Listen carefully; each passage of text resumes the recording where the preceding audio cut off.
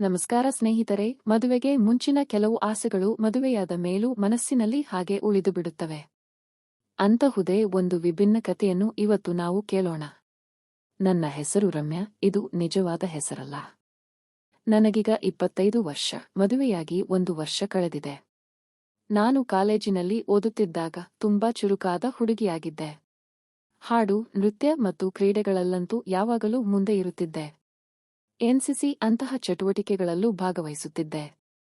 ಒಟ್ಟಿನಲ್ಲಿ ಹೇಳಬೇಕೆಂದರೆ ಡಿಗ್ರಿ ಮತ್ತು ಪಿಜಿ ಮುಗಿಯುವವರೆಗೆ ನಮ್ಮ ಕಾಲೇಜಿನಲ್ಲಿ ನಾನೇ ಸದಾ ಮುಂಚೂಣಿಯಲ್ಲಿದ್ದೆ. ನನ್ನ ಚುರುಕುತನ ನೋಡಿ ಕಾಲೇಜಿನ ತುಂಬಾ ಹುಡುಗರು ನನ್ನ ಹಿಂದೆ ಬೀಳುತ್ತಿದ್ದರು. ಆದರೆ ನನಗೆ ಯಾರ ಮನಸ್ಸನ್ನು ನೋಯಿಸುವುದು ಇಷ್ಟವಿರಲಿಲ್ಲ. ಹಾಗಾಗಿ ಯಾರ ಜೊತೆಯೂ ಪ್ರೀತಿಯ ನಾಟಕವಾಡದೆ ಎಲ್ಲರೊಂದಿಗೂ ಒಳ್ಳೆಯ ಸ್ನೇಹಿತೆಯಾಗಿಯೇ ಉಳಿದುಕೊಂಡೆ. ಪರಿಸ್ಥಿತಿ ಹೀಗಿರುವಾಗ ನಾನು ಡಿಗ್ರಿ ಮೊದಲನೇ ವರ್ಷದಲ್ಲಿದ್ದಾಗ ನನ್ನ ಮನಸ್ಸಿನಲ್ಲಿ ಹೊಸದೊಂದು ಭಾವನೆ ಮೂಡಿತು. ನಾನು ಒಬ್ಬರನ್ನೂ ಇಷ್ಟಪಡಲು ಶುರುಮಾಡಿದೆ. ಅವರು ಮತ್ಯಾರೂ ಅಲ್ಲ, ನಮ್ಮ ಕಾಲೇಜಿನ ಒಬ್ಬ ಪ್ರೊಫೆಸರ್. ಅವರ ಹೆಸರು ಆನಂದ್ ಸರ್. ಅವರು ನನಗೆ ನೇರವಾಗಿ ಪಾಠ ಮಾಡದಿದ್ದರೂ ನಮ್ಮ ಕಾಲೇಜಿನಲ್ಲೇ ಇದ್ದರು. ನನ್ನ ಕಲ್ಪನೆಯ ರಾಜ್ಕುಮಾರನಂತಿದ್ದ ಅವರಿಗೆ ಆಗ ಸುಮಾರು 40 ವರ್ಷ ವಯಸ್ಸು. ಕಾಲೇಜಿನ ವಿದ್ಯಾರ್ಥಿನಿಯರೆಲ್ಲರಿಗೂ ಅವರ ಮೇಲೆ ಅಪಾರ ಗೌರವ ಮತ್ತು ಇಷ್ಟ ಇತ್ತು. ಅವರು ಎಲ್ಲರೊಂದಿಗೂ ತುಂಬಾ ಪ್ರೀತಿಯಿಂದ ಮಾತನಾಡುತ್ತಿದ್ದರು. ನನ್ ಮಗ ಹುಟ್ಟಿದಾನೆ ಅಂತಾನೆ ಹೇಳಿಲ್ಲ, ಮತ್ತವ್ನು CA ಮಾಡ್ತಾ ಇದ್ದಾನೆ ಅಂತ ಹೇಳಿದ್ರು. ನಾನು ಏನು ಹೇಳಿಲ್ಲ ಅವರಿಗೆ, ಸುಮ್ಮನೆ ನೋಡಿ ನಿಂತ್ಕೊಂಡಿದ್ದೆ ಅಷ್ಟೇ. ಅವರೆಲ್ಲ ಹೇಳಿದ್ರು, ಅವ್ರು ನನ್ನ ನೋಡಿ ಹೇಳಿದ್ರು, ಹಿಂಗ ಆಕೈತಿ, ಹಿಂಗ ಅವ್ರು ಹೇಳಿದ್ದು 15 ದಿನಕ್ಕರ ರಾಗಿನೂ ಆಗೈತಿ, ಸ್ವಂತ ಮನಿ ತಗೋಬೇಕನ್ನೋದೆಲ್ಲಾಗಿತ್ತು, ತಗೊಂಡೆ. ಮನಸ್ನಾಗಿದ್ದು ಅವ್ರಾಗ್ಲೇ ಹೇಳಿದ್ರು, ನಾವೇನು ಹೇಳಿದ್ದಿಲ್ಲ, ಅವ್ರಾಗ್ಲೇ ಎಲ್ಲ ಹೇಳಿದ್ರಿ. ಪರಿಹಾರ ಪಡೆದ ಜನರ ಅಭಿಪ್ರಾಯ ನೋಡಿ ಕರೆ ಮಾಡಿ. ತ್ರಿವಶೀಕರಣ ಸ್ಪೆಷಲಿಸ್ಟ್. ನೀವು ಪ್ರೀತಿಯಲ್ಲಿ ನಂಬಿ ಮೋಸ ಹೋಗಿದ್ದೀರಾ? ಇಷ್ಟಪಟ್ಟವರು ನಿಮ್ಮಂತೆ ಆಗಬೇಕಾ? ಗಂಡನ ಪರಸ್ತ್ರೀ ಸಹವಾಸ ಬಿಡಿಸಬೇಕಾ? ಮದುವೆಯ ವಿಚಾರದಲ್ಲಿ ಸಮಸ್ಯೆ ಆಗ್ತಾ ಇದೆಯಾ? ಆರೋಗ್ಯ ಸಮಸ್ಯೆ ಇದೆಯಾ? ಗಂಡ ಹೆಂಡತಿ ಜಗಳ, ಹೇಳಿಕೊಳ್ಳಲಾಗದ ಅನೇಕ ಗುಪ್ತ ಸಮಸ್ಯೆಗಳಿಗೆ ಕೇವಲ 3 ದಿನದಲ್ಲಿ ಶಾಶ್ವತ ಪರಿಹಾರವನ್ನ ನೀಡುತ್ತಾರೆ. ಕರೆ ಮಾಡಿ, ಫೋನಿನ ಮೂಲಕ ಪರಿಹಾರವನ್ನ ಕಂಡುಕೊಳ್ಳಿ. ಅವರು ಕಾಲೇಜಿನ ಸಾಂಸ್ಕೃತಿಕ ಕಾರ್ಯಕ್ರಮಗಳ ಮುಖ್ಯಸ್ಥರಾಗಿದ್ದರು. ಅವರ ಹತ್ತಿರ ನಿಂತರೆ ಸಾಕು, ಅವರು ಬಳಸುತ್ತಿದ್ದ ಆ ಸುಗಂಧ ದ್ರವ್ಯದ ಪರ್ಫ್ಯೂಮ್ ಪರಿಮಳ ನನ್ನನ್ನು ಸೆಳೆಯುತ್ತಿತ್ತು. ಆ ಸುಗಂಧವನ್ನು ಆಸ್ವಾದಿಸಲೆಂದೇ ನಾನು ಏನಾದರೂ ಒಂದು ನೆಪ ಮಾಡಿಕೊಂಡು ಅವರ ಹತ್ತಿರ ಓಡಿ ಹೋಗುತ್ತಿದ್ದೆ, ಮಾತಾಡಿಸುತ್ತಿದ್ದೆ. ಆರಂಭದಲ್ಲಿ ಇದು ಕೇವಲ ಒಂದು ಕುತೂಹಲವಾಗಿತ್ತು, ಆದರೆ ದಿನ ಕಳೆದಂತೆ ಅವರ ಮೇಲಿನ ನನ್ನ ಇಷ್ಟ ಗಾಢವಾದ ಪ್ರೀತಿಯಾಗಿ ಬದಲಾಯಿತು. ಆದರೆ ಈ ವಿಷಯವನ್ನು ನನ್ನ ಗೆಳತಿಯರಿಗಾಗಲಿ ಅಥವಾ ಮನೆಯವರಿಗಾಗಲಿ ಹೇಳುವ ಹಾಗಿರಲಿಲ್ಲ. ಹೊರಗೆ ಗೊತ್ತಾದರೆ ದೊಡ್ಡ ರಂಪಾಟವಾಗುತ್ತಿತ್ತು. ಹಾಗೆಯೇ ಅವರ ಹತ್ತಿರ ನೇರವಾಗಿ ಪ್ರೀತಿಯನ್ನು ಹೇಳಿಕೊಳ್ಳಲು ಸಾಧ್ಯವಿರಲಿಲ್ಲ. ಯಾಕೆಂದರೆ ಅವರು ನನಗಿಂತ ವಯಸ್ಸಿನಲ್ಲಿ ತುಂಬಾ ದೊಡ್ಡವರಾಗಿದ್ದರು. ಅವರಿಗೆ ಮದುವೆಯಾಗಿ ಮಕ್ಕಳೂ ಇದ್ದರು. ಅವರ ಪತ್ನಿ ಬೇರೆ ಎಲ್ಲೋ ಉಪನ್ಯಾಸಕಿಯಾಗಿದ್ದಾರೆ ಎಂದು ಕೇಳಿದ್ದೆ, ಆದರೆ ನೋಡಿರಲಿಲ್ಲ. ನಾನು 2ನೇ ವರ್ಷದಲ್ಲಿದ್ದಾಗ ಕಾಲೇಜಿನಲ್ಲಿ ಒಂದು ದೊಡ್ಡ ಕಾರ್ಯಕ್ರಮವಿತ್ತು. ಆ ಕಾರ್ಯಕ್ರಮಕ್ಕೆ ಅವರ ಪತ್ನಿ ಬಂದಿದ್ದರು. ಅವರನ್ನು ನೋಡಿ ನನಗೆ ಒಂದು ಕ್ಷಣ ಶಾಕ್ ಆಯಿತು. ತುಂಬಾ ಸಾಧಾರಣವಾಗಿ, ಯಾವುದೇ ಕಳೆ ಇಲ್ಲದಂತೆ ಕಾಣುವ ಮಹಿಳೆಯಾಗಿದ್ದರು ಅವರು. ಅಷ್ಟು ಚಂದದ, ಆಕರ್ಷಕ ವ್ಯಕ್ತಿತ್ವದ ನಮ್ಮ ಸರ್ಗೆ ಇಂತಹ ಹೆಂಡತಿಯೇ? ಇವರಿಬ್ಬರಿಗೂ ಎಲ್ಲೂ ಹೊಂದಾಣಿಕೆಯೇ ಆಗುತ್ತಿಲ್ಲವಲ್ಲ ಎಂದು ನನ್ನ ಮನಸ್ಸು ಒಪ್ಪಿಕೊಳ್ಳಲೇ ಇಲ್ಲ. ಪ್ರೀತಿಗಾಗಲಿ ಮದುವೆಗಾಗಲಿ ರೂಪ ಮುಖ್ಯವಲ್ಲ, ನಿಜ. ಆದರೆ ಇವರಿಬ್ಬರ ಜೋಡಿ ನೋಡಿದರೆ ಅಷ್ಟು ಚೆನ್ನಾಗಿ ಕಾಣಿಸುತ್ತಿರಲಿಲ್ಲ. ನನ್ನ ಮನಸ್ಸಿನಲ್ಲಿ ಆನಂದ್ ಸರ್ ಅವರನ್ನು ತುಂಬಾ ಎತ್ತರದ ಸ್ಥಾನದಲ್ಲಿ ಇಟ್ಟಿದ್ದೆ. ಆದರೆ ಅವರ ಹೆಂಡತಿಯನ್ನು ನೋಡಿದ ಮೇಲೆ ನನ್ನ ಮನಸ್ಸಿನಲ್ಲಿ ಏನೋ ತಳಮಳ ಶುರುವಾಯಿತು. ಈ ಸರ್ಗೆ ಕಣ್ಣಿಲ್ವಾ? ಆಕೆಗಿಂತ ನಾನೇ 100ರಷ್ಟು ಚಂದ ಇದ್ದೀನಿ ಎಂದು ನನ್ನಲ್ಲೇ ಅಹಂಕಾರ ಮೂಡಿತು. ನಾನು ಸ್ವಲ್ಪ ಪ್ರಯತ್ನ ಪಟ್ಟರೆ, ಅವರ ಹತ್ತಿರ ಆಪ್ತವಾಗಿ ನಡೆದುಕೊಂಡರೆ ಖಂಡಿತ ಅವರು ನನ್ನನ್ನು ಇಷ್ಟಪಡುತ್ತಾರೆ ಎಂಬ ನಂಬಿಕೆ ನನಗಿತ್ತು. ಆ ಕಾರ್ಯಕ್ರಮದ ನಂತರ ನನ್ನ ಆಲೋಚನೆಗಳೇ ಬದಲಾದವು. ಇನ್ನು ಸುಮ್ಮನೆ ಕುಳಿತರೆ ಪ್ರಯೋಜನವಿಲ್ಲ ಅಂದುಕೊಂಡೆ. ಉಳಿದ ಹುಡುಗರು ನನ್ನ ಹಿಂದೆ ಬರುತ್ತಿರುವಾಗ ನಾನು ಪ್ರೀತಿಸುವ ಸರ್ ಹಿಂದೆ ನಾನು ಹೋದರೆ ತಪ್ಪೇನು? ನನ್ನ ಪ್ರೀತಿಯನ್ನು ಪಡೆಯಲು ನಾನು ಪ್ರಯತ್ನಿಸಲೇಬೇಕು ಎಂದು ನಿರ್ಧರಿಸಿ ಅವರ ಬಳಿ ಮತ್ತಷ್ಟು ಹತ್ತಿರವಾಗಲು ಯತ್ನಿಸಿದೆ. ಒಂದು ದಿನ ಕಾಲೇಜಿನ ಗಲಾಟೆಯ ನಡುವೆ ನಾನು ಉದ್ದೇಶಪೂರ್ವಕವಾಗಿಯೇ ಅವರ ಕೈಗೆ ತಗುಲುವಂತೆ ನಡೆದು ಒಂದು ಸಣ್ಣ ಸುಳಿವು ಕೊಟ್ಟೆ. ಆಗ ಅವರು ನನ್ನನ್ನು ತುಂಬಾ ಗಂಭೀರವಾಗಿ ನೋಡಿದರು.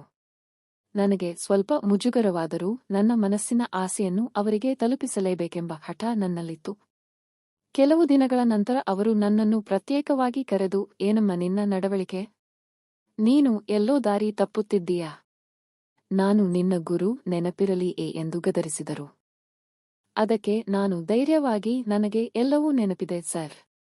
ನಾನು ಚಿಕ್ಕ ಹುಡುಗಿಯಲ್ಲ, ಮನಸ್ಸಿನಲ್ಲಿ ಆಸೆಗಳು ಮೂಡಿದಾಗ ಅದನ್ನು ಹೇಳಿಕೊಳ್ಳದಿದ್ದರೆ ಹೇಗೆ.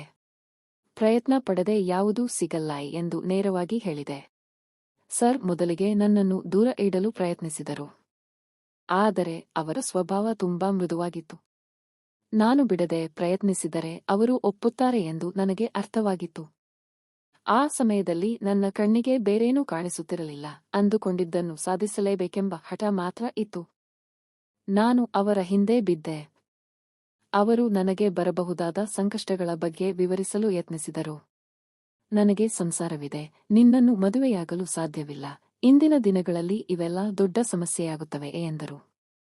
ಅದಕ್ಕೆ ನಾನು ಕಾಲೇಜು ಮುಗಿಸುವವರೆಗೂ ಮಾತ್ರ ನಿಮ್ಮ ಜೊತೆ ಇರುತ್ತೇನೆ. ಓದು ಮುಗಿದ ತಕ್ಷಣ ನನ್ನ ಮನೆಯವರು ಜಾತಕ ನೋಡಿ ಮದುವೆ ಮಾಡುತ್ತಾರೆ. ಅಲ್ಲಿಯವರೆಗೆ ನಾನು ನಿಮ್ಮ ಜೊತೆಗಿರುತ್ತೇನೆ, ಯಾವುದೇ ತೊಂದರೆ ಕೊಡುವುದಿಲ್ಲ ಎಂದು ಭರವಸೆ ನೀಡಿದೆ. ಹೀಗೆ ನಾನು ಅವರ ಹಿಂದೆ ತಿರುಗುತ್ತಲೇ ಇದ್ದೆ. ಈ ನಡುವೆ ಬೇರೆ ಹುಡುಗರು ನನ್ನನ್ನು ಪ್ರೀತಿಸುವುದಾಗಿ ಹೇಳುತ್ತಿದ್ದರೂ ನನ್ನ ಮನಸ್ಸು ಮಾತ್ರ ಸರ್ಕಡೆಗೆ ಇತ್ತು. ಕೊನೆಗೆ ನನ್ನ ನಿರಂತರ ಪ್ರಯತ್ನಕ್ಕೆ ಅವರು ಮನಸೋತರು. ದಾವಣಗೆರೆ ಹತ್ತಿರ ಅವರು ಬಾಡಿಗೆಗೆ ಪಡೆದಿದ್ದ ಒಂದು ಸಣ್ಣ ಮನೆಗೆ ನಾನು ಆಗಾಗ ಹೋಗಲು ಶುರುಮಾಡಿದೆ. ಅಲ್ಲಿ ನಮ್ಮ ನಡುವೆ ಆತ್ಮೀಯತೆ ಬೆಳೆಯಿತು. ಅವರ ನಿರಸನವಾಗಿದ್ದ ಜೀವನಕ್ಕೆ ನನ್ನ ಆಧುನಿಕ ಆಲೋಚನೆಗಳಿಂದ ಹೊಸ ಚೈತನ್ಯ ನೀಡಲು ನಾನು ಬಯಸಿದೆ. ನಾನು ಅವರಿಗೆ ಪ್ರೀತಿಯನ್ನು ದಾರಿ ಎರೆಯುತ್ತಿದ್ದೆ. ಅವರ ಸಂಕೋಚದ ಸ್ವಭಾವವನ್ನು ಬದಲಾಯಿಸಲು ನಾನು ಹೊಸ ತಲೆಮಾರಿನ ಯೋಚನೆಗಳನ್ನು ಬಳಸಿದೆ. ನಮ್ಮ ನಡುವೆ ಯಾವುದೇ ಮುಜುಗರ ಬೇಡ, ಜೋಗ ಜಲಪಾತದ ನೀರು ನಿರಂತರವಾಗಿ ಹರಿಯುವಂತೆ ನಮ್ಮ ಈ ಸಂಬಂಧ ಸಾಗಲಿ ಎಂದು ಅವರಿಗೆ ಧೈರ್ಯ ತುಂಬಿದೆ. ನಾನೇ ಎಲ್ಲದಕ್ಕೂ ಮುಂಚೂಣಿಯಲ್ಲಿ ನಿಂತು ಅವರಲ್ಲಿ ಹೊಸ ಹುರುಪು ತುಂಬಿದೆ. ನಮ್ಮ ಈ ಸಂಬಂಧದಿಂದ ಯಾರಿಗೂ ತೊಂದರೆಯಾಗಬಾರದು ಹಾಗೂ ಮನೆಯಲ್ಲಿ ಯಾರಿಗೂ ಸಂಶಯ ಬರಬಾರದು ಎಂದು ನಾನು ತುಂಬಾ ಜಾಗರೂಕತೆಯಿಂದ ಇರುತ್ತಿದ್ದೆ. ನಾವಿಬ್ಬರು ಎಂದಿಗೂ ಒಂದಾಗಲು ಸಾಧ್ಯವಿಲ್ಲ ಎಂಬ ವಾಸ್ತವ ನನಗೆ ಮೊದಲೇ ತಿಳಿದಿತ್ತು.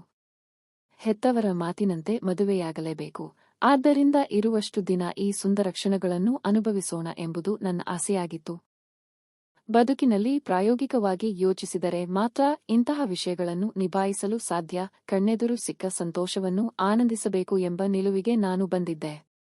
ಯಾರಿಗೂ ಸಂಶಯ ಬಾರದಂತೆ ನಮ್ಮ ಭೇಟಿಗಳು ನಡೆಯುತ್ತಿದ್ದವು.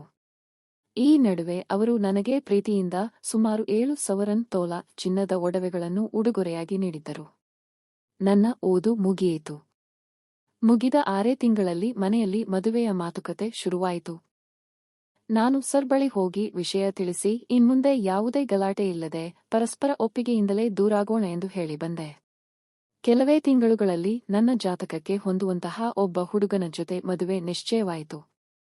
ನನ್ನ ಗಂಡ ಬೆಂಗಳೂರಿನ ಒಂದು ದೊಡ್ಡ ಇನ್ಶೂರೆನ್ಸ್ ಕಂಪನಿಯಲ್ಲಿ ಕೆಲಸ ಮಾಡುತ್ತಿದ್ದರು. ಒಳ್ಳೆಯ ಸಂಬಳವಿತ್ತು. ನಮ್ಮ ಮದುವೆ ಚಿತ್ರದುರ್ಗದ ಹತ್ತಿರ ಒಂದು ಕಲ್ಯಾಣ ಮಂಟಪದಲ್ಲಿ ಅದ್ದೂರಿಯಾಗಿ ನಡೆಯಿತು. ನನ್ನ ಗಂಡ ಸ್ವಭಾವತಃ ತುಂಬಾ ಲಜ್ಜೆಗೆಟ್ಟ ಹಾಗೂ ಹೆಣ್ಣು ಮಕ್ಕಳ ಜೊತೆ ಹೆಚ್ಚು ಮಾತನಾಡದ ಮುಗ್ಧ ಸ್ವಭಾವದವರಾಗಿದ್ದರು.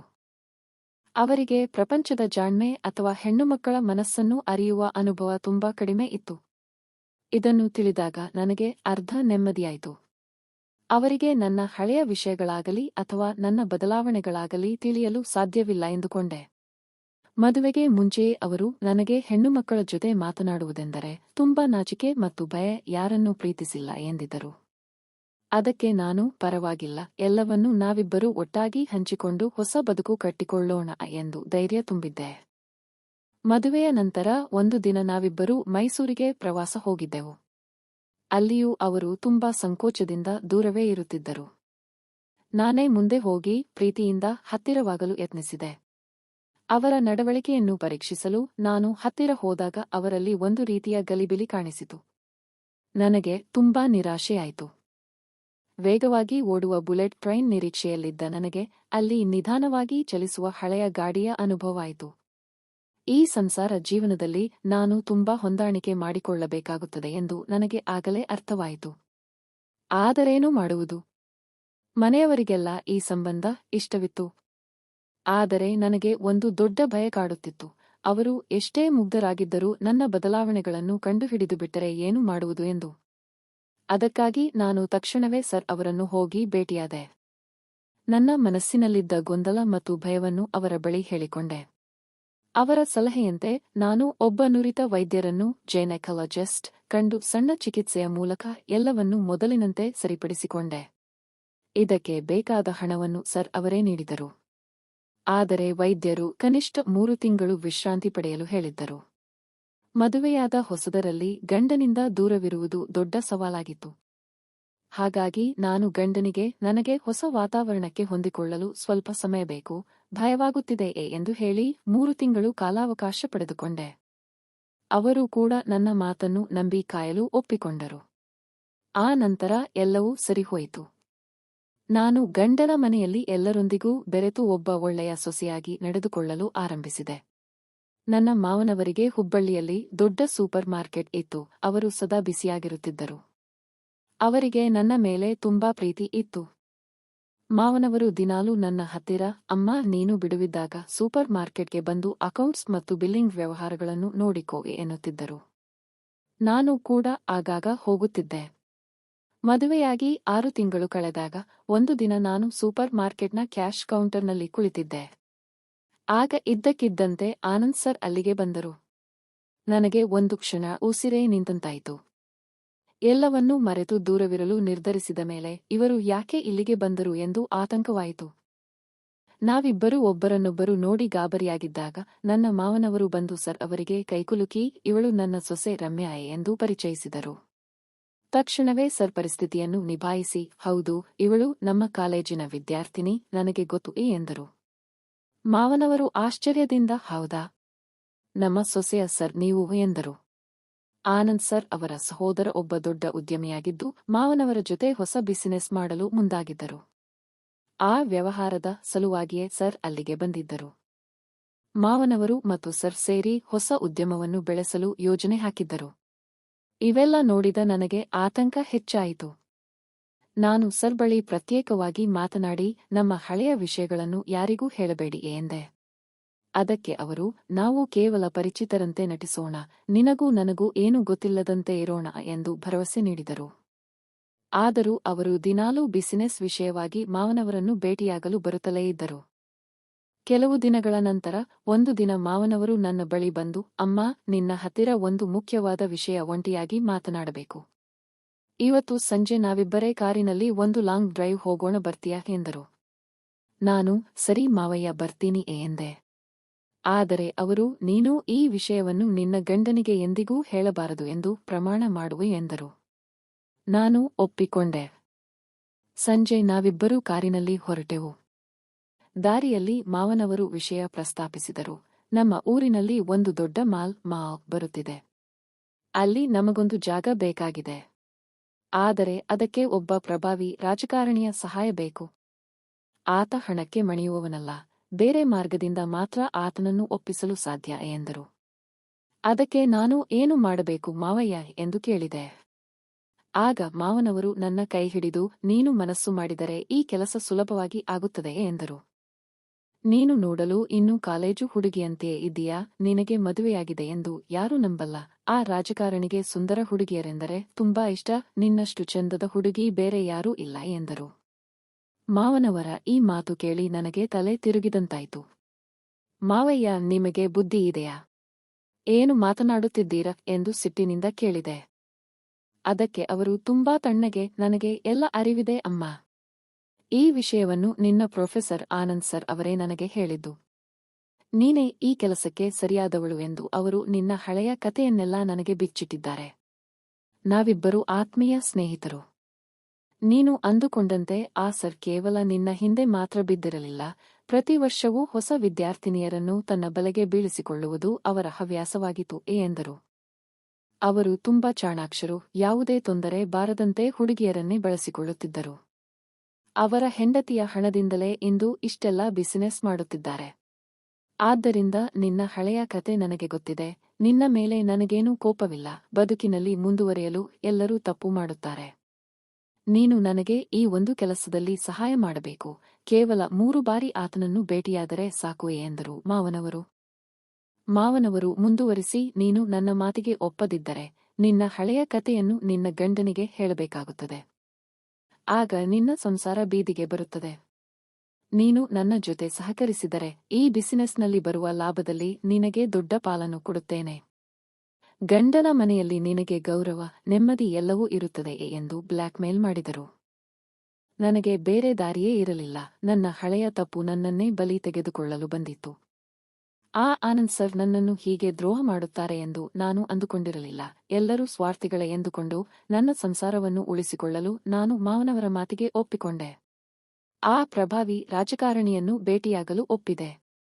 ಯೋಜನೆಯಂತೆ ಮಾವನವರು ಹೇಳಿದ ಕೆಲಸ ಸುಲಲಿತವಾಗಿ ಮುಗಿಯಿತು. ಆ ರಾಜಕಾರಣಿ ನಮ್ಮ ಬಿಸಿನೆಸ್ಗೆ ಬೇಕಾದ ಎಲ್ಲಾ ಸಹಾಯಗಳನ್ನು ಮಾಡಿಕೊಟ್ಟರು. ಆ ಕೆಲಸ ಮುಗಿದ ನಂತರ ಮಾವನವರು ನನಗೆ ಪ್ರಾಮಿಸ್ ಮಾಡಿದಂತೆ ದೊಡ್ಡ ಮೊತ್ತದ ಹಣವನ್ನು ನೀಡಿದರು. ಆ ಹಣವನ್ನು ನಾನು ನನ್ನ ಗಂಡನಿಗೆ ತಿಳಿಯದಂತೆ ಬೇರೆ ಬ್ಯಾಂಕ್ ಖಾತೆಯಲ್ಲಿ ಇಟ್ಟೆ. ಈಗ ನನ್ನಲ್ಲಿ ಹೊಸದೊಂದು ಧೈರ್ಯ ಮತ್ತು ಆತ್ಮವಿಶ್ವಾಸ ಮೂಡಿತು. ಮಾವನವರು ನನ್ನನ್ನು ಸೂಪರ್ ಮಾರ್ಕೆಟ್ನ ಪೂರ್ಣ ಉಸ್ತುವಾರಿಗೆ ನೇಮಿಸಿದರು. ನನ್ನ ಗಂಡನಿಗೆ ಮಾವನವರೆಂದರೆ ತುಂಬಾ ಹೆದರಿಕೆ ಇದ್ದಿದ್ದರಿಂದ ಆತ ಯಾವುದೇ ಪ್ರಶ್ನೆ ಮಾಡಲಿಲ್ಲ. ಒಂದು ದಿನ ಮಾವನವರು ನನ್ನ ಬಳಿ ಬಂದು ಮತ್ತೊಂದು ಬೇಡಿಕೆ ಇಟ್ಟರು. ಅದಕ್ಕೆ ನಾನು, ಖಂಡಿತ, ಆದರೆ ನನಗೊಂದು ಷರತ್ತು ಇದೆ. ನನಗೆ ದ್ರೋಹ ಮಾಡಿದ ಆ ಆನಂದ್ ಸರ್ ಜೊತೆ ನನಗೆ ಮತ್ತೆ ಹಳೆಯ ಸಂಬಂಧ ಮುಂದುವರೆಯಬೇಕು. ಅದಕ್ಕೆ ನೀವು ಅವಕಾಶ ಮಾಡಿಕೊಡಬೇಕು ಎಂದು ಹಠ ಹಿಡಿದೆ. ಇಲ್ಲದಿದ್ದರೆ ನಾನು ಯಾವುದಕ್ಕೂ ಸಿದ್ಧವಿಲ್ಲ. ನನ್ನ ಬದುಕನ್ನು ನಾನೇ ನೋಡಿಕೊಳ್ಳಬಲ್ಲೆ. ಈಗ ನನ್ನ ಬಳಿ ಸಾಕಷ್ಟು ಹಣವಿದೆಯೇ ಎಂದು ಮಾವನವರಿಗೆ ಸವಾಲು ಹಾಕಿದೆ. ನನ್ನ ಧೈರ್ಯ ನೋಡಿ ಮಾವನವರು ಒಪ್ಪಲೇಬೇಕಾಯಿತು. ಅವರು ಆನಂದ್ ಸರ್ ಅವರನ್ನು ಕರೆಸಿ ನನ್ನ ಜೊತೆ ಮೊದಲಿನಂತೆ ಇರುವಂತೆ ಹೆದರಿಸಿದರು. ಸರ್ ಬೇರೆ ಹುಡುಗಿಯರ ಹಿಂದೆ ಬಿದ್ದಿದ್ದರೂ ಮಾವನವರ ಬಿಸಿನೆಸ್ ಪಾರ್ಟ್ನರ್ ಆಗಿದ್ದರಿಂದ ನನ್ನ ಇಷ್ಟಕ್ಕೆ ಒಪ್ಪಬೇಕಾಯಿತು. ಹೀಗೆ ಮದುವೆಗೆ ಮುಂಚೆ ಇದ್ದ ನನ್ನ ಹಳೆಯ ಸ್ವತಂತ್ರ ಮತ್ತು ರಹಸ್ಯ ಜೀವನ ಮತ್ತೆ ಆರಂಭವಾಯಿತು. ಒಂದೆಡೆ ಗಂಡ, ಇನ್ನೊಂದೆಡೆ ಮಾವನವರ ಬಿಸಿನೆಸ್ ಬೆಂಬಲ, ಮತ್ತೊಂದೆಡೆ ಹಳೆಯ ಪ್ರೇಮಿಯ ಒಡನಾಟ. ಹೀಗೆ ನನ್ನ ಜೀವನ ತೀರಾ ವಿಭಿನ್ನವಾದ ಹಾದಿಯಲ್ಲಿ ಸಾಗುತ್ತಿತ್ತು. ಬದುಕಿನ ಪ್ರತಿಯೊಂದು ಕ್ಷಣವೂ ನನಗೆ ಹೊಸ ಸವಾಲಾಗಿತ್ತು. ಆದರೆ ಇತ್ತೀಚಿನ ದಿನಗಳಲ್ಲಿ ನನ್ನ ಜೀವನದಲ್ಲಿ ದೊಡ್ಡ ಬಿರುಗಾಳಿ ಎದ್ದಿದೆ. ನನ್ನ ಗಂಡನಿಗೆ ನನ್ನ ನಡವಳಿಕೆಯ ಮೇಲೆ ತೀವ್ರವಾದ ಸಂಶಯ ಬರಲು ಶುರುವಾಗಿದೆ. ನಿನ್ನಲ್ಲಿ ಯಾಕೆ ಇಷ್ಟೊಂದು ಬದಲಾವಣೆ ಕಾಣಿಸುತ್ತಿದೆ? ನೀನು ಮೊದಲಿನಂತಿಲ್ಲ ಎಂದು ದಿನಾಲೂ ನನ್ನ ಜೊತೆ ಜಗಳವಾಡುತ್ತಿದ್ದಾರೆ. ನಾನು ವಿಷಯವನ್ನು ಮರೆಮಾಚಲು ಪ್ರಯತ್ನಿಸುತ್ತಿದ್ದರೂ ಜಗಳಗಳು ದಿನದಿಂದ ದಿನಕ್ಕೆ ಹೆಚ್ಚಾಗುತ್ತಲೇ ಇವೆ. ನಿಜಾಂಶ ಗೊತ್ತಾದರೆ ನನ್ನ ಈ ಮದುವೆ ಮುರಿದು ಬೀಳುತ್ತದೆ. ನಾನು ಮಾವನವರ ಹತ್ತಿರ ಕೇಳಿದರೆ ಅವನು ಕೆಲವು ದಿನಗಳ ನಂತರ ಸುಮ್ಮನಾಗುತ್ತಾನೆ, ತಲೆಕೆಡಿಸಿಕೊಳ್ಳಬೇಡ ಎನ್ನುತ್ತಾರೆ. ಆದರೆ ಪರಿಸ್ಥಿತಿ ಈಗ ಕೈ ಮೀರುತ್ತಿದೆ. ಹಳೆಯ ಗಾದೆಯಂತೆ ಜೊತೆಯಲ್ಲಿರುವವರಿಗೆ ನಮ್ಮ ಬದಲಾವಣೆಗಳು ಬೇಗನೆ ಅರಿವಿಗೆ ಬರುತ್ತವೆ. ನನ್ನ ಈ ರಹಸ್ಯ ಜೀವನದ ಆಟಗಳು ಎಷ್ಟು ದಿನ ನಡೆಯುತ್ತವೋ ಗೊತ್ತಿಲ್ಲ. ಒಂದೊಮ್ಮೆ ನನ್ನ ಎಲ್ಲಾ ಕಳ್ಳಾಟಗಳು ಬಯಲಿಗೆ ಬಂದು ಸಂಸಾರ ಮುರಿದು ಬಿದ್ದರೆ ನಾನು ಧೈರ್ಯವಾಗಿ ಈ ಮನೆಯಿಂದ ಹೊರಬಂದು ನನ್ನದೇ ಆದ ಹಾದಿಯಲ್ಲಿ ಸ್ವತಂತ್ರವಾಗಿ ಬದುಕಲು ನಿರ್ಧರಿಸಿದ್ದೇನೆ. ಅಲ್ಲಿಯವರೆಗೆ ಈ ಗುಟ್ಟಿನ ಆಟ ಮುಂದುವರೆಯಲೇಬೇಕು.